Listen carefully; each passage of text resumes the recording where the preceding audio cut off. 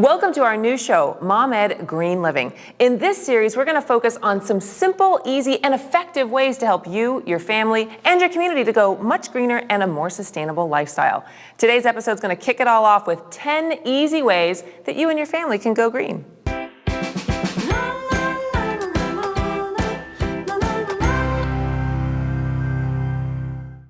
Welcome to our show. I'm Kristen, and today I'm so excited to be joined by Alexandra Zissu, who's an author, a mom, and all-around green warrior in her own right.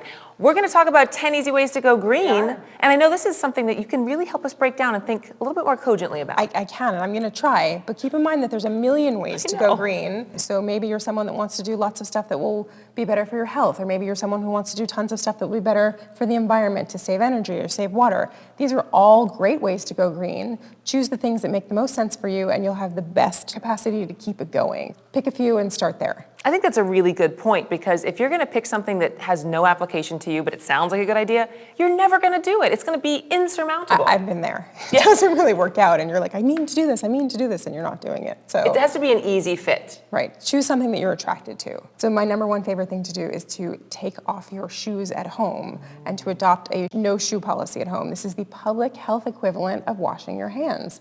Think about all your little nieces and nephews and babies and cousins and sisters crawling around on the floor, and they're crawling through what? It's not just dirt. It's pesticide residue, it's automobile residue, it may be lead dust. So if you take your shoes off at the door, all that's gone. So one of my areas that I green the most is the kitchen. And one of my favorite things to do in there to safeguard your health is to cook in tried and true materials like cast iron, enamel-coated cast iron, and stainless steel. And then I also store all my food in glass. Certainly there's plenty of plastic in the kitchen, but it's really easy to avoid it. So I know another one that is kind of a big deal is we're very much a car society. So if you can carpool or put more people in your car when you're going places, that's certainly a big help, as much as turn off the engine when you're sitting at, for example, soccer practice or waiting outside the grocery store for someone to run in for one little thing. Also, make sure you want to turn down your thermostat from 70 to 68. And just those couple of degrees, you wouldn't believe it, but you could save up to 3% on your electric bill. And over the course of the year, that's going to save you a lot of money. It will save, and then again, to sort of incentivize yourself, buy a new sweater, buy a hat. You know, there's a million different ways to keep cozy at home. How low can you go? Also, brushing your teeth, washing the dishes. Do you know how infuriating it is to me when people just like leave the tap on and then walk away from the sink? Oh my God, that one kills me. Get the kids involved in that, because if you sort of let the kids know this is how many gallons of water you're wasting when you do that, you know, maybe it depends on your faucet and what you have going on at home. It could be 1 gallon, it could be 3 gallons. Get the kids involved, and you'll see they're going to come start nagging you. If they catch your husband doing it, if they catch somebody else doing it, they're going to be like, wait, no, you have to turn that off.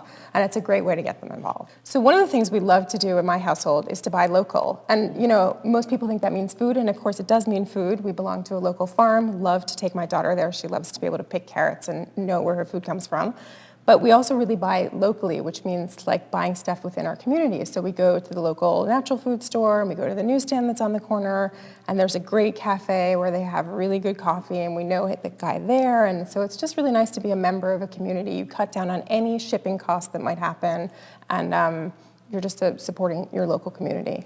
Well, I love what you said about the coffee shop, and that kind of brings me to this idea how it's always such a little treat to kind of tool on down to the coffee shop and get your little cup of joe. But you're going to meet a good friend of mine, Sophie Uliano. She's got this fantastic website, gorgeouslygreen.com, and she's got a fantastic tip that will help you save money, help you save time, and help you save resources. And this is our time for gorgeous.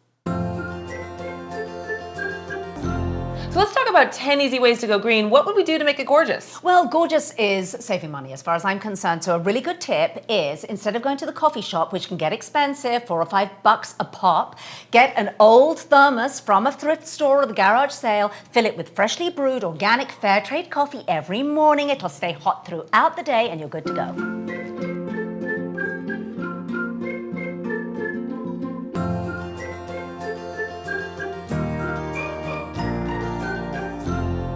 There's a lot of really great things that you can sort of do that are sort of not what you would ordinarily think of. But one of my easy favorites, just wash your laundry on cold. Totally one of my favorites too. The soaps are designed to be washed in cold, and you only need a teensy-weensy little amount. I guarantee you most people use 7 times more soap than they actually need. You don't need all the foaming bubbles.